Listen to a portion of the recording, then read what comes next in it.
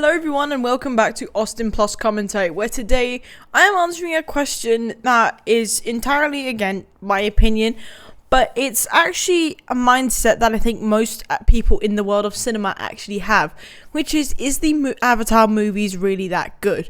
James Cameron's Avatar is one of the highest grossing movies of all time, and actually it is the highest grossing movie of all time. But does that really mean it is that good?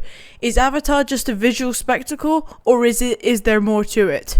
In 2009, Avatar was officially released, but I actually hadn't seen it until very recently. I watched this movie in 3 parts. I basically watched it hour by hour. I watched it during a school day, and I basically watched it like 1 hour of it, then another, and then another. And it was truly a masterpiece. When I first heard about it, I thought people were really overdoing it with the hype, but they weren't. I think the common thing with movies like this, it was the same with Dune, or June, whatever. There was so much hype around it, but the first one I hate it. I hate it. Second movie was amazing though. It was a good movie. Avatar was a good movie, and the first one immediately encouraged me to go and watch the second one, and it was just as good, like if not better. Considering also for when the time that Avatar came out, the story, the spectacle, and all that, it was just amazing overall. Now, when it comes to Avatar 2, I like this movie because it sort of sets more of a familiar tone, because the story is more it's basic, but it isn't new, if that makes sense, because if you think about it, it was all the same characters, it was all the same like species, scenery, all that, but we didn't have that sense of mystery. We knew what we were getting ourselves into. But most people watch these movies for this, like the spectacle, the CGI, the imagery, and I don't blame them, because this movie presents so much of it, so both of them do. But the second one, I think, really digs deep more into that.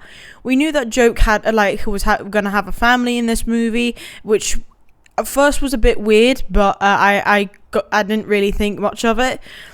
But the inclusion of the importance of the water made it a lot more intriguing, and like the tribal stuff, and the importance of the I don't know what the species is called, but I just like that whole idea around the water is what is one thing that people can harness with the animals and all that. Now, when you look at this movie with face value, especially when you think of the longevity of the film, people are like, "Oh, I'm not going to go and watch that." But it doesn't seem like a long film. There's a lot that happens that keeps you captivated. It's the same with Endgame. And also, this movie did get everything right in terms of length, story, and most importantly, CGI. Now, when it comes to culture and box office impact, you also have to consider the idea that this movie revolutionized the glory of CGI. Now, in 2009, it was this was one of the first overshot variations of CGI, and it was amazing. It revolutionized the idea of CGI and motion capture, and was one of the most immersive things to see in 3D. When people would go to theaters or cinemas, it was the thing that people encouraged to go and see 3D. When there was advertisements, it was always recommended to watch in 3D. And it makes sense at this point, because now cinemas are starting to bring it a bit back, we can rewatch it in cinemas, and not many people want to go and see it, obviously because I've seen it before. But me, as someone who only watched them recently, I would love to see them in 3D. I think that would be one of the most amazing cinema experiences out there. Now, combined with both of these two movies, one of them was released in 2009, and then probably the start of CGI in 2021. But 12 years of a difference. Now, those two movies, amazing in terms of CGI. There's not much change since the first one, but I would say with the likes of other movies, the CGI has just gotten worse. If anything, is decreased over the years, which I don't understand. Combined, both of these movies made over $2 billion in the box office alone. That's a good damn payday, I can't lie. Now, going back to what I said about CGI, and there's a big debate when it comes to CGI, because obviously this movie is what CGI should be, but in the most recent years, Marvel, Star Wars, all that, they are really messing it up. Their effects that they had presented in 2009 was... It just appealed to people. Obviously it would, because it was something that they had never seen before. Not so appealing, so much imagery, and it made people want to see more of it, which I don't blame them. I thought this was so overrated. I was like, oh, Avatar can't be that good. I know how to admit when I'm wrong, because I'm fine with being admitted wrong, but that I was humbled by these movies. I'll say that much.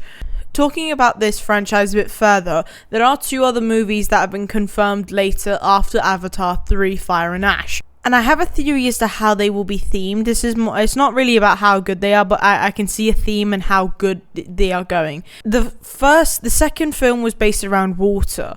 The third one is based around fire. I think number 4 and 5, and 5 is when they'll probably conclude it, as James Cameron is getting up there.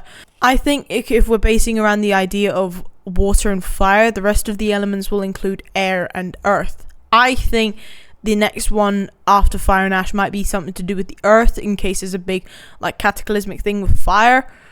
And then air is obviously saying like some sort of like ritual type thing, because obviously that tribe is always about certain rituals that going into the air or the water, so I think that might have something to do with it. But I also think it's all going to be applied to the history of like Pandora and all that. This franchise is said to conclude in 2031, but it might have spin-offs if James Cameron is all for that. Now I think this is one of those things that I don't know if like some sort of spin-off is good. I have an idea, some sort of like David Attenborough, or like something where you're exploring the world of Pandora. Maybe that's more of an idea, but I don't think that's as worth it as people would think.